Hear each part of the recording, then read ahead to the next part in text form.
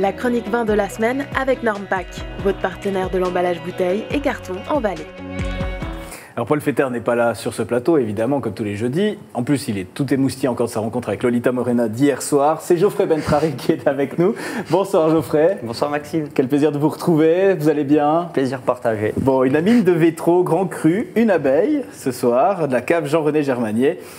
On parle de 1, 2, 3 abeilles, juste pour recontextualiser un petit peu. Qu'est-ce que ça veut dire? L'abeille, elle est là pour indiquer au dégustateur le taux de sucre présent dans la bouteille de vin. Voilà. Alors aujourd'hui, on a une amine sèche, je dirais, mais on aurait pu en déguster une légèrement douce ou presque une douce.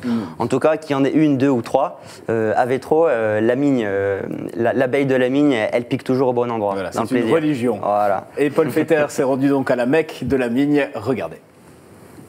Vétro, son vignoble, son amigne. S'il est une commune viticole qui a le droit de revendiquer un cépage, c'est bien celle-là.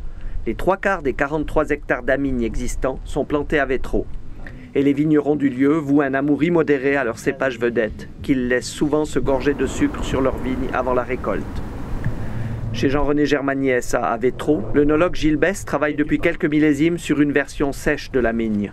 Des vignes cultivées sur le premier coteau de Vétro lui sont réservées. L'élevage est mixte, une partie en cuve inox, le sol dans un œuf en terre cuite. Avec un raisin cueilli à belle maturité, proche des 100 degrés Oxley, le vin ne fait qu'une seule fermentation pour conserver l'équilibre entre opulence et fraîcheur. Comme toutes les amignes, qu'elles soient sèches, douces ou liquoreuses, le vin élaboré par Gilles Besse devrait posséder de belles capacités de garde. Celui-là est d'abord un vin de gastronomie, mais il ne faut pas craindre de le déguster pour lui-même. Voilà pour ce petit reportage de Paul Fetter. Paul Fetter qui m'a justement dit que les sommeliers reprochent souvent aux amignes d'être un peu trop douces. Là, une abeille un peu sèche, ça doit vous plaire?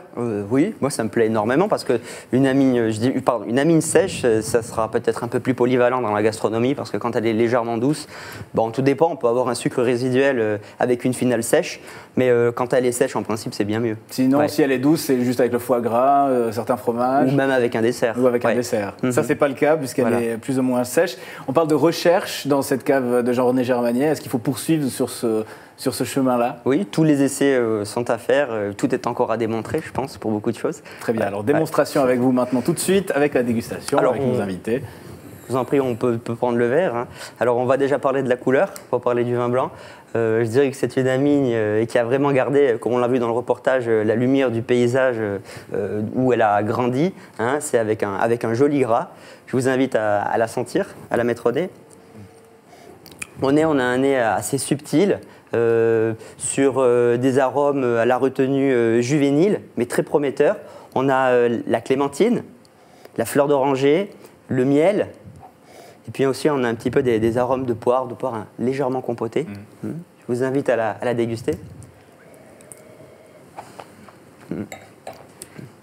En bouche, on a une attaque musclée, sèche, avec peu de fraîcheur. Et puis, on a ce milieu de bouche. Si vous avez ce milieu de bouche là avec cette sensation tactile, et là on retombe dans le reportage de Paul où on voit ces coteaux comme ça, où on a l'amine qui est en prise directe comme ça avec le schiste. Moi j'appelle ça le cri du caillou en bouche parce que ça fait rebondir l'amine en bouche comme ça avec cette minéralité, cette note un petit peu salée. Comme ça, et ce bon goût de jus de raisin. Voilà. Moi, j'aime ce caractère de l'amine parce que c'est un cépage qui est bien différent des autres où c'est souvent cette matière qu'on peut avoir, qui peut être la minéralité ou bien le sucre, et la richesse en alcool qui donne un équilibre spécifique à ce cépage. De la générosité sans étouffer. C'est ça, le nez est très rond comme ça, je trouve, et très frais en bouche. Ouais. Et c'est très surprenant de le sentir et puis après de le goûter en bouche. Alors, il y a quand même un grand potentiel de garde sur ce style de vin. Je pense entre 5 et 10 ans. D'accord.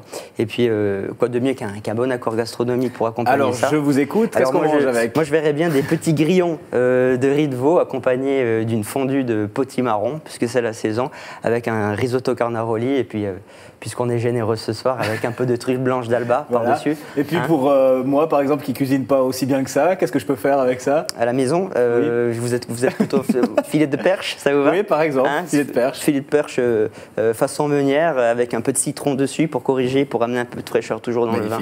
Voilà. Magnifique. C'est un vin qui vous plaît, Béatrice Jordan? Tout à fait.